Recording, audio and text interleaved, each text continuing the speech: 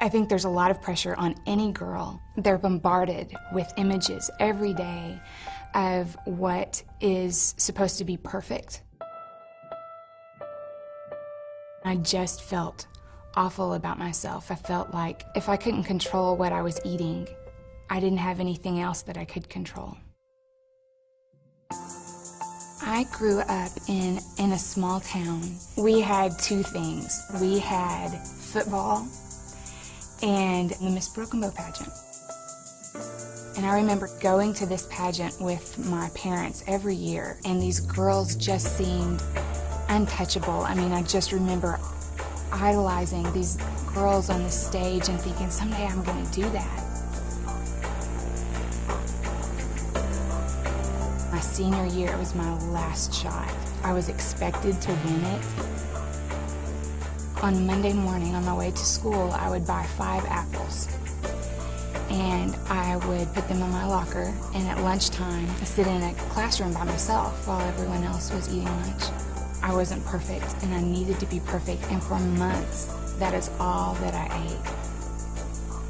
I thought other people perceived us as perfect, and I think that's the image that we tried to portray. And so we didn't talk about problems, not to other people. I grew up in a very, very strict home, very controlling, high expectations. If anyone is going to put us on the map, it's going to be Ashley. I went on to win the pageant. I was just trying so hard to please. Every time I messed up and ate something I shouldn't eat, huge amounts of guilt. Is that what all of this was for? I felt horrible, losing control. I didn't know what was next. I wanted to make people happy. I was in a lot of pain and just felt like this perfect life that I had, thought I'd had, was changing, and I felt like everything in my life was spinning out of control. I hated myself.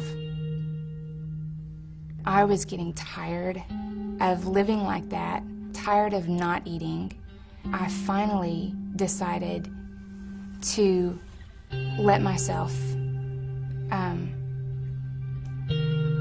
eat something. And I remember sitting in my apartment, and I got a box of cereal. Before I knew it, I had eaten the whole box. What did I just do?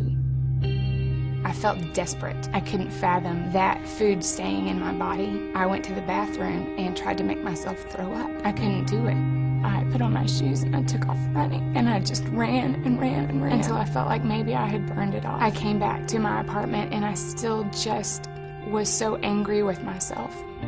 I had a box of laxatives and took what was left. I hated myself because I felt like that was the one thing in my life that I was good at, that I could control, and I'd just blown it. I felt like I had this huge secret that I couldn't let anyone know about, and if they knew, they would just think that I was disgusting.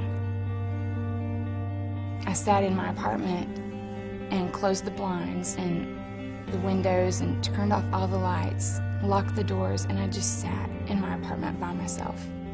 I didn't know how to be normal. I didn't know how to have a normal relationship with food. I didn't know how to just eat something and enjoy it. And I was miserable. When I was at that low point, God just guided me to pick up my Bible. It fell open to Romans 14. And my eyes went to verses 7 and 8. For we're not our own masters when we live and when we die. When we live to please the Lord. And when we die, we go to be with the Lord. So in life and death, we belong to the Lord. I knew my body was a temple. I knew that I was not supposed to be vain.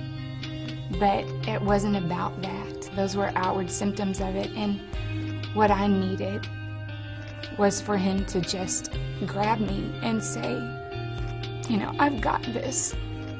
I've got you, and I'm in control, and you don't have to be anymore. I wish I could say that it was so easy to walk away from that life and that I felt completely normal. I still struggled a lot for a lot of years, but he made it easier every day until I finally got to the point where I felt like I could say, I'm healthy, I'm okay.